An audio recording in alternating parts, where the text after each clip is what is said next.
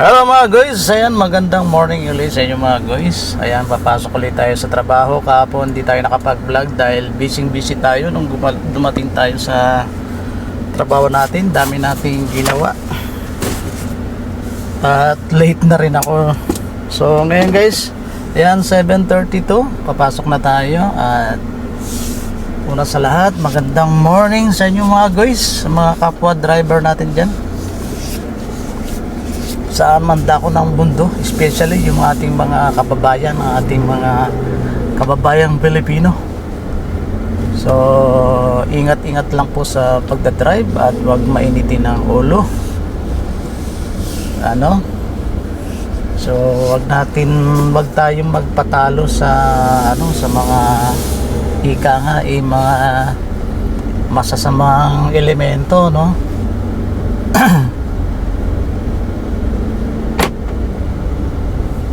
Katulad nung nakaraan, no, mayroong nagbarilan dahil nagkakarirahan. So ano ngayon ang napala, di ba?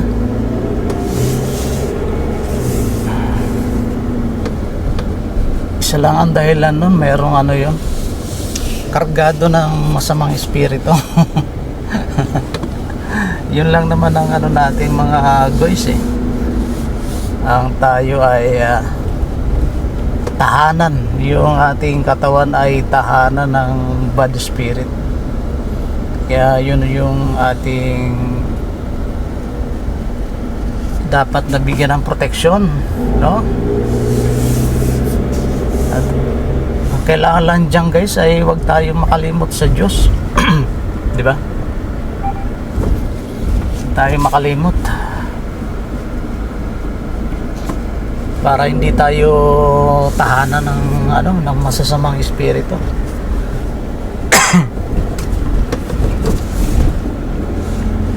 Naalala nyo ba na ang sabi ng Panginoon na ang kanyang templo ay kayo?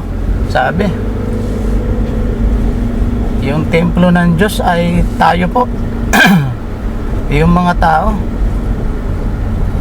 Kaya tayo ay nagpapalinis sa kanya. Dahil kapag hindi tayo malinis, ibig sabihin hindi tayo malinis, yung katawan natin ay tinatawag na templo ng Diyos. So ibig sabihin templo, yung katawan natin ay templo. Ngayon kapag hindi tayo malinis, ang ibig sabihin yung templo natin ay madumi, puno ng mga karumal-dumal na espiritu, no? Yun ang kanyang tinutukoy, di ba?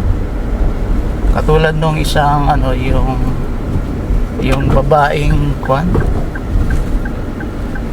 patutot, yung babaeng patutot, di ba? Sa 7 demonyo yung sa kanya, 7 demonyo, no? 7 demonyo yung umalis sa kanyang katawan, no? Binago siya ng Panginoon, no? Di ba?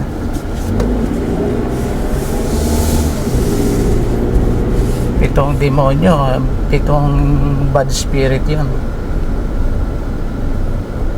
So yun yung, kumbaga perfecto yung kasamaan niya ito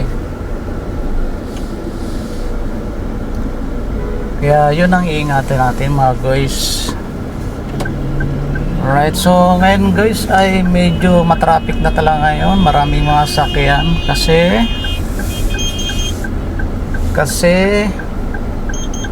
ay pasukan na mga guys.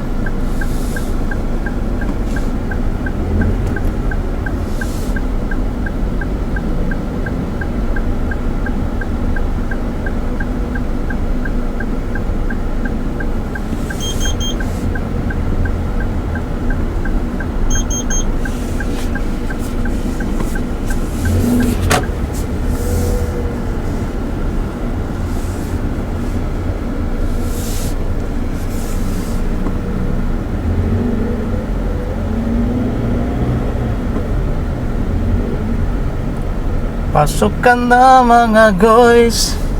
So balik tayo sa ating topic mga guys. Kaya nga ingat-ingat kayo sa pagmamaneho. Kaya kapag ang isang tao ay mayabang or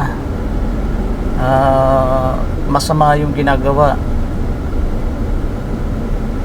ang ano po dun, yung ano, ang nagpapasama po sa kanya yung body spirit na nakatira sa kanyang katawan, lalo na kapag nakainom.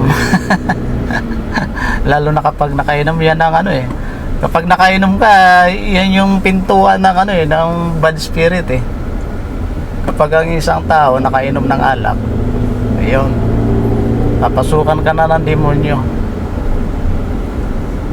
Kaya nga bawal yung mga yung mga ano na yan mga elemento na yan droga, alak, bawal talaga yan. Kasi yan yung yan yung pinaka ni Satanas para pasukin yung isang tao.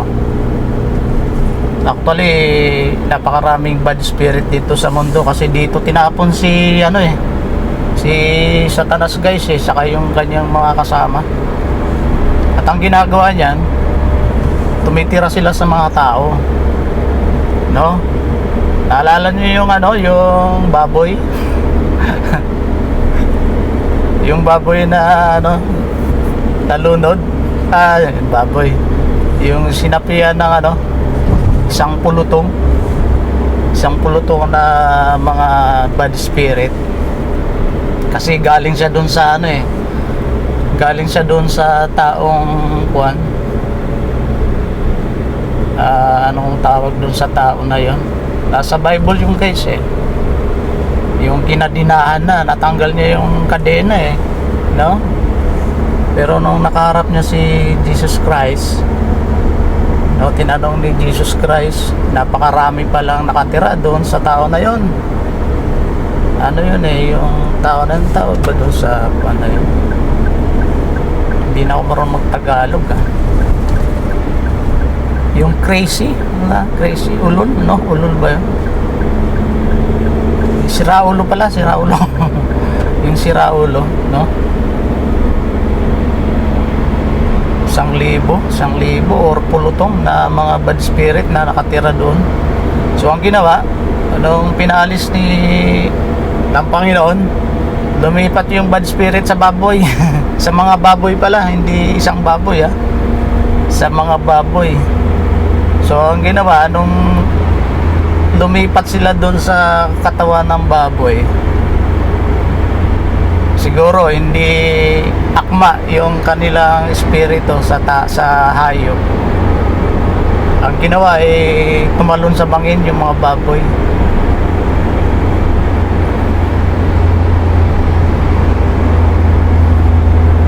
Kaya tayo po mga guys, ingat-ingat po tayo, huwag po tayong padaya.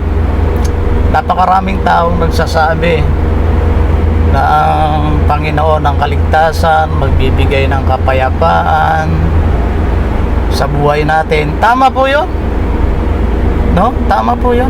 Nagbibigay ng kapayapaan ng Diyos. At hindi lang yun, nagbibigay din siya ng pag-asa, nagbibigay ng financial, no? Hindi kanya pababayaan, no? Magtiwala lang tayo. Kaya wag po tayong padaya mga guys. Napakaraming taong nagsasabi, nag-aayag ng kanyang salita, nag-evangelize, no? Pero marami pa rin tao na hindi nakakaintindi. Hindi sila nakakaintindi, patuloy pa rin sila sa paggawa ng masama. Kasi sila yung body spirit na nasa kanilang katawan, ang nangyayari kung bakit hindi sumusunod, yung tenga nila tinatakpan ng bad spirit para hindi marinig yung mga bagay na yun, at kung marinig man ay hindi nila masunod. Yun lang yung guys. Kaya makikita nyo yung mga kapwa driver natin dyan na mga nakainom, yan, sigurado yan mga guys, nakainom, nakadroga. Oo nga, sabihin natin na sinasabi nila pampagising daw. pampagising daw para hindi antokin sa pagdadrive kasi mahaba yung pagmamaneho. So dun sila kumukuha ng lakas sa droga or alak, ano. Pero kung magtitiwala lang kayo sa Panginoon, hindi kayo niya papabayaan. No, sa pagdadrive nyo, napakaraming anghel ng Diyos. Bibigyan kayo ng proteksyon, hindi nyo alam, no? Napakaraming anghel, guys, ang Panginoon. Hindi niya tayo papabayaan sa lahat ng ating mga ginagawa, sa paglalakad natin. Hindi niya tayo papabayaan. Hindi tayo papabayaan na magalaw tayo na masamang elemento ni Taning. Kaya dapat po magtiwala po tayo. So yun, guys. Kaya kung narinig nyo itong salita, mga guys, mag-isip-isip kayo, no? Kasi ang pag-asa natin sa Panginoon, wala sa alak, wala sa droga, no? Wala ang sino mang tao. Magtiwala lang tayo sa salita ng Lord. Yung sinasabi ko, hindi galing sa akin to, galing sa Panginoon to, di ba? Kasi inutusan ng Panginoon ang mga tao na sumusunod sa Kanya, na ihayag ang Kanyang ebanghelyo. Di ba? Napakasaya kapag kayo ay nasa Panginoon. Hindi nyo kailangan tawag nito, yung mag-alinlangan, no? Tawag doon. Tsaka ang buhay natin dito, mga guys, temporary lang eh. Hanggang ano lang tayo, hanggang age 80 or 90, no? Yung iba nga hanggang 50 lang. Bisita lang tayo dito, mga guys, sa mundong ito, no? Ang purpose ng tao rito ay, ang mga tao ay maligtas. Dahil nga nandito si Taning na patuloy na nandaraya sa sanlibutan. Alright? So sana, guys, ay meron kayong natutunan sa araw na ito. At sana ay gabayan kayo ng Panginoon na kayo ay maging Kanyang tupa. Alright? So yan, guys, 7:45 na. Malapit na tayo sa trabaho natin. Actually, marami pa tayo rin tayong trabaho na ginagawa ko kahapon. Ang dami kong dami kong nakapending na trabaho, 22. At malamang nadagdagan pa yun ngayon.